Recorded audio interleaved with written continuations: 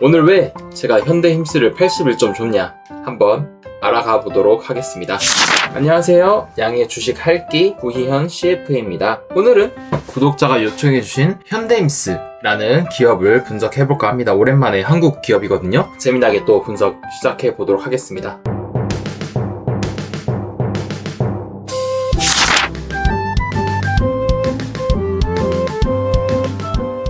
현대힘스를 처음 보는 분께 가장 먼저 설명해야 할 것은 이 회사가 선박을 직접 만든 조선소가 아니라는 점입니다. 현대힘스는 배 전체를 완성해서 파는 회사가 아니라 HD 현대중공업이나 HD 현대사무 같은 큰 조선소가 배를 만들 때 필요한 선박블록, 배관, 처리장, 도장, 강제 가공, 항만 크레인 구조물 같은 중간 제작물을 맡아 만드는 회사입니다. 쉽게 말하면 조선소가 큰 배 한 척을 만들 때 모든 부품과 덩어리를 자기 공장 안에서 다 만들 수 없으니 일부 공정을 현대힘스 같은 협력업체에 맡깁니다. 현대힘스는 그 일감을 받아 공장에서 만들고 납품하고 돈을 받습니다. 그래서 현대힘스를 볼 때 조선업이 좋다에서 멈추면 안 됩니다. 조선업이 좋아도 현대힘스가 실제로 돈을 잘 버는지는 따로 확인해야 합니다. 조선소가 받은 주문이 현대힘스의 공장 안으로 들어오면 먼저 제공품이라는 계정에 쌓입니다. 제공품은 완성품이 아니라 지금 만들고 있는 중간 제품입니다. 배의 블록이나 항만 크레인 구조물을 만드는 중이라 아직 납품은 안 됐지만 이미 인력과 공정과 원가가 들어간 상태라고 보면 됩니다. 따라서 현대힘스에서 제공품은 일반 유통회사의 창고 재고와 다릅니다. 창고에 안 팔린 물건이 쌓인 것이 아니라 조선소 납품을 위해 공정 중인 일감이 쌓인 것입니다. 이 회사를 잇는 가장 중요한 문장이 이렇게 정리할 수 있습니다. 현대힘스는 수주잔고가 제공품으로 들어오고 제공품이 매출로 나가며 그 매출이 영업이익과 영업활동 현금 흐름으로 남아야 좋은 회사입니다. 그래서 오늘 이 회사의 핵심 계정을 제공품으로 잡고 그 주변에 따라붙는 비율들을 살펴보겠습니다. 그냥 제공품이 200억 원이다. 매출이 600억 원이다. 영업활동 현금 흐름이 얼마다. 이렇게 절대 금액만 보면 감이 오지 않습니다. 중요한 것은 회사의 체력 대비 이 숫자가 얼마나 무거운가입니다. 그래서 제공품을 매출원가 비교하고 매출 채권과 매출과 비교하고 수주잔고를 연환산 매출과 비교하고 현금 흐름을 매출과 순이익에 비교했습니다. 첫 번째, 제공품 나누기 연환산 매출원가입니다. 매출원가는 회사가 제품을 만들면서 실제로 비용 처리하는 원가입니다. 그러므로 제공품을 매출원가와 비교하면 지금 만들고 있는 물량이 회사가 1년 동안 소화하는 원가 규모 대비 얼마나 쌓여있는가를 볼 수 있습니다. 이 비율이 너무 높아지면서 영업이익률이 떨어지면 공정에 막히고 있거나 저맞은 물량이 쌓이는 위험입니다. 반대로 이 비율이 10% 안팎에서 안정되고 영업이익률이 올라가면 제공품 부담이 아니라 곧 매출로 바뀔 수 있는 생산 중 물량입니다. 현대힘스의 제공품 연환산 매출 원가 비율은 2024년부터 2026년까지 이 흐름을 보이고 있고요. 여기서 중요한 것은 2025년 3분기에 일시적으로 11%까지 올라갔지만 2025년 연간과 2026년 1분기에는 다시 10.5%로 안정됐다는 점입니다. 제공품 금액 자체는 2025년 1분기 186억 원에서 2026년 1분기 225.6억 원으로 늘었습니다. 절대 금액만 보면 제공품이 늘었으니 부담 아닌가라고 생각할 수 있습니다. 하지만 회사의 매출 원가 소화 능력도 같이 커졌기 때문에 제공품의 무게는 폭증한 것이 아닙니다. 이게 재무제표를 비율로 봐야 하는 이유입니다. 매출 채권 나누기 연환산 매출입니다. 매출 채권은 쉽게 말해 물건은 납품했는데 아직 못 받은 돈입니다. 이 비율이 높아지면 회사가 매출은 잡았지만 현금 회수가 늦어지는 것입니다. 현대미스의 매출 채권 나누기 연환산 매출은 이렇게 다음과 같고요. 5%에서 7%대에서 크게 벗어나지 않는 흐름입니다. 매출이 늘어나는 동안 채권이 과다하게 튀지 않았다는 점에서 매출의 현금 회수 위험은 아직 크지 않습니다. 특히 현대힘스의 주요 고객이 HD 현대 계열 조선사라는 점을 감안하면 채권의 신용 위험 자체는 낮은 편입니다. 다만 고객 집중도가 높기 때문에 지금 조건 변화에는 계속 민감해야 합니다. 세 번째 지표입니다. 재고 평가 충당금 나누기 재고입니다. 이것은 재고가 장부 가치만큼 제 값을 받을 수 없을 가능성을 반영한 비율입니다. 쉽게 말해 이 재고 중에서 나중에 손실 처리될 수 있는 부분이 얼마나 되나를 보는 것입니다. 현대힘스의 재고 평가 충당금 나누기 재고의 흐름은 다음과 같고요. 이 흐름은 좋습니다. 제공품이 늘어도 그 제공품이 가치가 떨어지는 재고로 쌓이고 있다는 증거는 약합니다.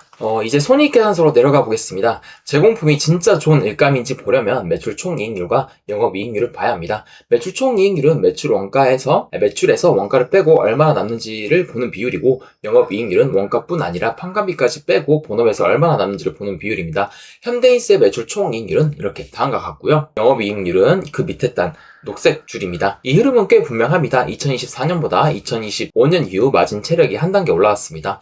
여기서 꼭 기억해야 할 점은 매출이 늘었나 보다 매출이 늘면서 이익률도 좋아졌는가가 더 중요하다는 것입니다. 매출만 늘고 이익률이 떨어지면 회사가 바쁘기만 하고 돈은 못 버는 구조일 수 있습니다. 그런데 현대힘스는 2024년 이후 재공포 부담이 10% 안팎에서 통제되는 가운데 영업이익률이 9.7%에서 13.2%까지 올라왔습니다. 이것은 재공포인 단순 부담이 아니라 실제 이익으로 바뀌고 있다는 강한 신호입니다. 이제 한번 단맵을 보도록 하겠습니다. 현대인스의 핵심 계정은 제공품이고 제공품이 부담인지 생산 준비인지 영업이익률이 같이 올라가는지를 아까 검증했죠. 근데 이걸 단맵을 한번 더 보겠습니다. 좋은 위치는 왼쪽 위입니다. 제공품 부담은 낮고 마진은 높은 구간입니다. 현대임스가 2024년에 낮은 마진 중간 제공품 부담 구간에서 2025년 이후 높은 마진 통제된 제공품 부담 구간으로 이동했다는 점을 보여줍니다. 특히 2026년 1분기 제공품당 연환사 매출 원가가 2025년 연간과 같은 10.5%인데 오퍼레이팅 마진, 즉 영업이익률은 13.2%로 가장 높습니다. 즉 제공품이 쌓여도 아직은 비용 부담이 아니라 수익으로 전환되는 생산중 물량에 가깝습니다. 다만 현금 흐름에서는 조금 더 차분히 봐야 합니다. OCF, 영업활동 현금 흐름 나누기 매출은 매출 100원당 영업활동 현금 흐름이 몇 원 나오는지 보는 비율입니다.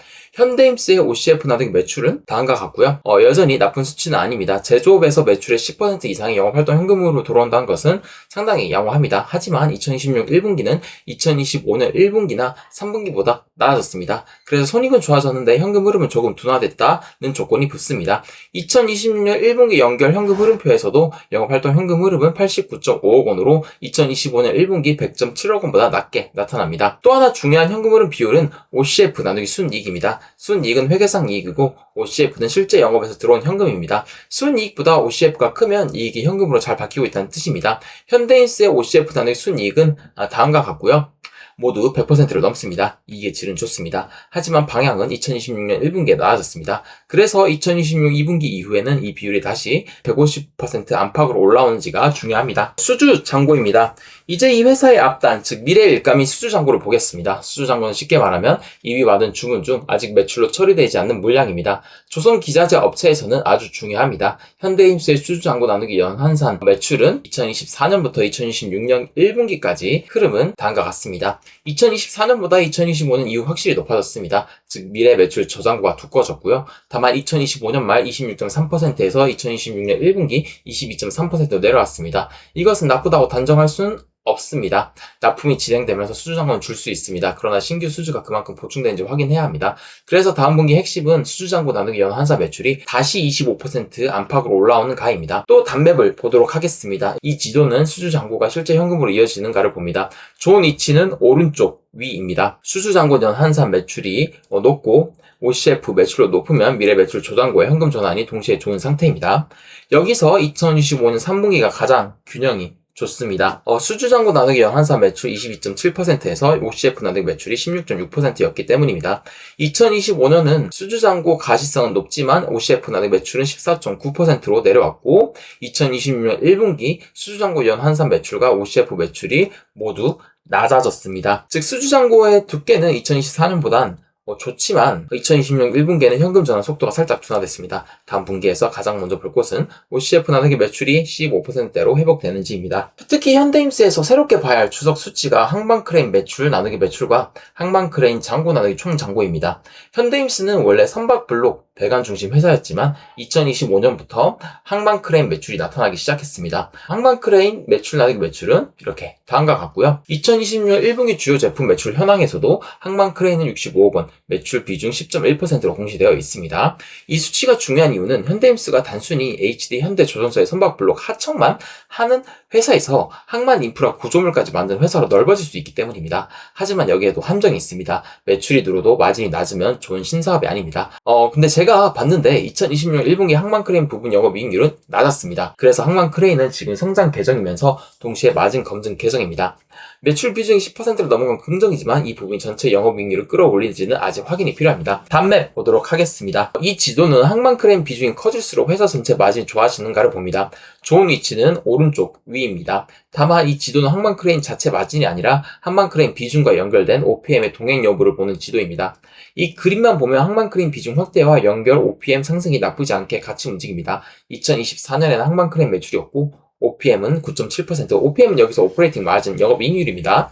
2026년 1분기에는 항만 크레인 매출 비중이 10.1%까지 올라왔고 OPM 13.2%입니다. 다만 이 해석은 조심해야 합니다. 앞서 분석에서 제가 말씀한 것처럼 2026년 1분기 항만 크레인 자체 영업이익률은 낮았고 연결 OPM 상승은 선박 블럭 본업의 힘이 컸습니다. 그래도 이 지도는 항만 크레인이 이미 마진을 끌어올렸다가 아니라 항만 크레인 비중이 커져도 아직 연결 마진 붕괴는 나타나지 않았다고 읽는 것이 맞습니다. 이제 CapEx, 즉 설비 투자 현금 회수를 보겠습니다. CapEx는 회사가 공장, 설비, 장비에 돈을 쓰는 것입니다. 현대임스는 공장을 운영하는 제조업이므로 CapEx가 필요합니다. 그런데 중요한 것은 얼마나 투자했나가 아니라 영업활동 현금으로 감당 가능한 투자였냐? 그래서 CapEx 나누기 OCF를 봅니다. 이 비율은 영업으로 벌어들인 현금 중 얼마나 설비 투자에 들어가는지를 보여줍니다. 2024년 이 비율이 97.2%였습니다. 거의 영업활동 현금으로는 대부분을 확장 투자에 쓴 거고요. 그런데 2025년 1분기 10.7%, 점점 이렇게 오면서 36.6%, 32.4%, 연간 기준으로 31%, 2026 1분기 13.7%로 나아졌습니다. 이건 매우 긍정적인 변화입니다. 2024년 투자 집행 구간이었고 2025년 이후에는 투자 횟수 구간으로 넘어온 곳입니다. 여기서 함께 볼 비율은 FCF 나누기 매출입니다. FCF는 영업활동 현금 흐름에서 설비 투자를 뺀 뒤 회사에 남는 현금입니다. 매출 100원당 투자까지 하고 실제로 몇 원이 남는지 보는 지표입니다. 2024년부터 2026년 1분기까지 이 흐름을 보여주고 있는데 이 흐름은 매우 좋습니다. 회사가 바쁘게 일하고 마진도 개선되고 투자 후에도 현금이 남기 시작했다는 뜻입니다. 이제 단맵을 보도록 하겠습니다. 좋은 위치는 지금 왼쪽 위거든요. CapEx OCF는 낮고 FCF 매출이 높은 구간이 왼쪽 위입니다. 현대인스는 2024년에 생산 능력 확장 투자를 크게 했고 이후 그 투자가 현금으로 회수되는지를 봐야 했습니다. 즉 본업에서 번 현금 대부분을 투자에 다시 투입했던 구간이었고 그런데 2025년 이후 점들이 왼쪽 위로 이동합니다. 2026 1분기는 CapEx 나누기 OCF 가 13.7%, FCF 나누기 매출이 12%입니다. 이건 투자 집행 기업에서 투자 회수 기업으로 이동했다는 신호입니다. 현대임스의 재무 스토리에서 가장 강한 긍정 단맵이 이 단맵인 거 기억해 주시길 바랍니다. 재무 안정성도 봐야 합니다. 순차익금 나누기 자본은 회사가 자기 자본 대비 실제 빚을 얼마나 지고 있는지 보는 지표입니다. 현금이 차익금보다 많으면 순차익금은 마이너스가 됩니다. 현대인스는 2024년 순차익금 자본이 1.2%였고 2025년부터 2026년 1분기까지 흐름은 다음과 같고요. 2026년 1분기에는 순현금 구조가 가장 강합니다. 이 회사는 조선 호황에 맞춰 바쁘게 돌아가고 있지만 차익금으로 무리하게 버티는 구조는 아니었습니다. 이 단맵은 재무 구조가 좋아지는 것과 이익의 현금화가 같이 좋아지는지를 봅니다. 좋은 위치는 왼쪽 위입니다. 왼쪽은 순현금, 위쪽은 순이익 대비 OCF가 강한 상태입니다. 이 지도에 좀 경고가 섞여 있거든요. 재무 구조만 보면 2026년 1분기가 가장 좋습니다. 순차익금 나누기 자본이 마이너스 7.1%로 순현금이 가장 강하게 들어오기 때문입니다. 그런데 OCF 나누기 순이익은 136.7%로 이 모든 시계열 중에서 가장 낮습니다. 100%를 넘기 때문에 나쁜 수치는 아니지만 방향성은 둔화입니다. 밸류에이션입니다. 보통 시가총액이 몇천억 원이라고 말하면 그 숫자가 큰지 작은지 알기 어렵습니다. 시가총액은 절대 금액이라서 회사의 매출, 이익, 현금 흐름, 수주잔고, 제공품과 비교해야 의미가 생깁니다. 여기서 제가 쓴 방식은 단순히 시총이 얼마다가 아니라 시총을 회사의 체력과 나누는 방식입니다. 가장 기본은 PS, 즉 시가총액 나누기 연환사 매출입니다. 매출 1년치 대비 시장이 회사를 몇 배로 평가하고 있는지 보는 지표이고요. 그 다음 시가총액 나누기 영업이익입니다. 같은 방식으로 프라이스 나누기 OCF, 그리고 프라이스 나누기 FCF, 프라이스 나누기 수주잔고, 미래의 일감 대비 시가총액이 얼마나 붙어있는지를 보겠습니다. P 나누기 제공품은 시가총액 제공품과 비교하는 개념입니다. 첫 번째 밸류에이션입니다. PS vs OPM입니다. 좋은 위치는 왼쪽 위입니다. 왼쪽은 매출 대비 저렴한 시총, 위쪽은 높은 영업이익률입니다.